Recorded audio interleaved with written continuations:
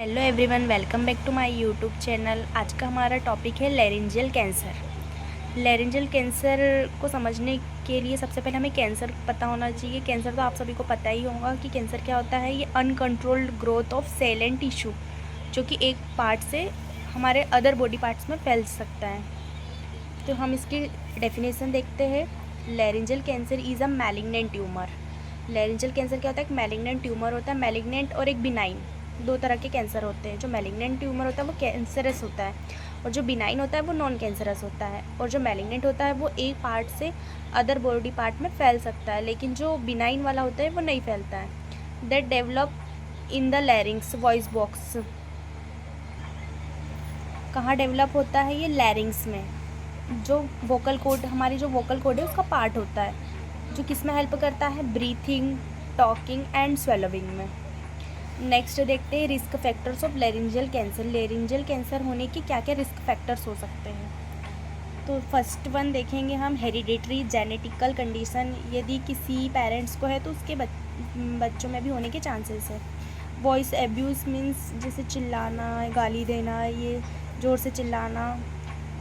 Heavy smoker और tobacco chewer. Heavy smoker यानी कि बहुत ज़्यादा धूम्रपान करना। Tobacco chewer, use of alcohol का यूज़ करना। Chronic laryngitis, male gender specially above 40 years. Industrial exposure to carcinogen. Carcinogen क्या होता है कि कैंसर जिससे कैंसर होने के चांसेस होते हैं। Poor oral hygiene, radiation exposure to head और नेक, रेस्पिरेटरी मैलिग्नेंसी। अगर रेस्पिरेटरी मैलिग्नेंसी है तो भी हमें लैरिंजियल कैंसर होने के चांस हो सकते हैं। ये रहा रिस्क फैक्टर। अब नेक्स्ट हम देखते हैं क्लिनिकल मैनिफेस्टेशन। तो 3D सिम्टम्स, यानी कि जैसे हमने ऊपर डेफिनेशन में देखा था कि क्या किस में हेल्प करती हैं? वोकल कोड्स हमारी, लैरिंग्स, निगलने में, स्वेलोविंग, ब्रीथिंग और टॉकिंग। तो डिस्फोनिया यानी कि hoarseness of voice, dysphagia, difficulty in swallowing, और डिसेप्निया यानी डिफ़िकल्टी इन ब्रीथिंग। ये तीनों ही फंक्शन कैसे हो जाएंगे? डिस्टर्ब हो जाएंगे। फिर नेक्स्ट देखते हैं sore throat that does not heal. गले में खराश हो जाएंगी जो कि हील नहीं होंगी। थ्रोट इरिटेशन, गले में इरिटेशन होगा। स्पूटम का प्रोडक्शन होगा। हेलिटोसिस यानी मुंह से दुर्गंध आएंगी। पेन विल स्वेलविंग, जब भी हम स्वेलो करेंगे कुछ भी तो वहाँ पेन होगा। Lump in neck due to lymph node enlargement. Lymph node के इलाजमेंट के कारण हमें नेक में लंप दिखाई देगा। अनएक्सप्लेन वेट लॉस, बहुत ज़्यादा वेट लॉस हो जाएगा। ईयर में पेन होगा। नेक्स्ट हम देखते हैं डायग्नोस्टिक इवेल्युएशन। क्या क्या करेंगे? History collection, physical examination, laryngoscopy with biopsy, CT scan, PET, MRI, blood investigation और स्पूटम कल्चर। फिर हम देखते हैं surgical management of laryngeal cancer. तो surgical management is removing the cancerous part of the larynx voice box by surgery. Surgical management में क्या करते हैं? हम उस कैंसरस पार्ट को रिमूव कर देते हैं सर्जरी के द्वारा। The type of surgery depend on the size, location and stage of cancer. हम जो सर्जरी है वो किस पर डिपेंड करती है? कैंसर का साइज, उसका लोकेशन कहाँ पर है, उसकी क्या स्टेज है, उस पर डिपेंड करता है। फिर types of surgeries of laryngeal cancer की जो सर्जरीज है उसके टाइप्स।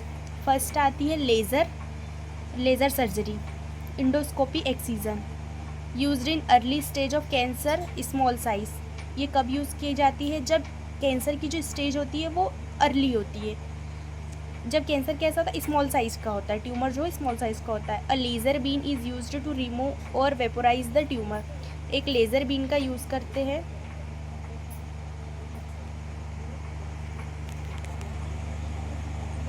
लेज़र बीन का यूज़ करते हैं रिमूव और वेपोराइज द ट्यूमर। ट्यूमर को क्या करें? रिमूव हो जाए या वेपोराइज हो जाए। Done through mouth, no external excision. इसको कैसे, मतलब कि डन थ्रू माउथ, इसे माउथ से, मतलब लेज़र के द्वारा माउथ से किया जाता है। इसमें कोई एक्सटर्नल एक्सीजन या कट लगाने की ज़रूरत नहीं होती। इसका क्या एडवांटेज है कि हमें पेन कम होता है, जल्दी रिकवरी हो जाती है और वॉइस प्रिजर्व रहती है। नेक्स्ट हम देखते हैं voice partial laryngectomy. Only a part of the larynx is removed used in moderate और लोकलाइज्ड कैंसर। सिर्फ और सिर्फ लैरिंग्स का एक पार्ट को रिमूव किया जाता है। ये कब यूज़ की जाती है? जब हमारा कैंसर जो है मॉडरेट टू लोकलाइज्ड होता है। इसके भी सब टाइप्स होते हैं, सुप्राग्लोटिक लैरिंजेक्टोमी और हेमी लैरिंजेक्टोमी। जो सुप्राग्लोटिक लैरिंजेक्टोमी क्या होता है? रिमूव द एरिया एबो वोकल कोड के ऊपर का एरिया रिमूव किया जाता है, उसे बोलते हैं सुप्राग्लोटिक लैरिंजेक्टोमी। और हेमी लैरिंजेक्टोमी क्या होता है? Remove one side of the लैरिंग्स का एक साइड रिमूव किया जाता है। थर्ड आता है total laryngectomy. Entire larynx voice box is remove, यानी कि पूरी की पूरी लैरिंग्स को रिमूव कर दिया जाता है। डन इन एडवांस्ड कैंसर और when partial surgery is not possible. जब पार्शियल सर्जरी पॉसिबल नहीं हो पाती है तब टोटल लैरिंजेक्टोमी किया जाता है। The trachea wind pipe is permanently brought to the skin. जो ट्रेकिया है उसको परमानेंटली स्किन के पास लाया जाता है, सरफेस के पास, और forming a permanent tracheostomy for breathing के लिए एक परमानेंट ट्रेकियोस्टोमी कर दी जाती है। फिर नेक्स्ट आता है neck dissection, lymph node removal. Done if cancer has spread to lymph nodes in the neck. ये कब किया जाता है? जब कैंसर जो है वो लिम्फ नोड में स्प्रेड हो जाता है। इसके भी सब टाइप है, radical neck dissection, modified neck dissection. Radical neck dissection में क्या आता है? Removal of all lymph nodes, sternocleidomastoid muscle, internal jugular vein and spinal accessory nerve. All lymph node यानी कि सारी लिम्फ नोड को रिमूव कर दिया जाता है। मॉडिफाइड नेक डिसेक्शन मतलब remove only affected lymph node and tissue. सिर्फ अफेक्टेड लिम्फ नोड और टिश्यू को ही रिमूव किया जाता है। तो आज का हमारा टॉपिक लैरिंजियल कैंसर यहीं पर समाप्त होता है। थैंक यू, मिलते हैं नेक्स्ट वीडियो में।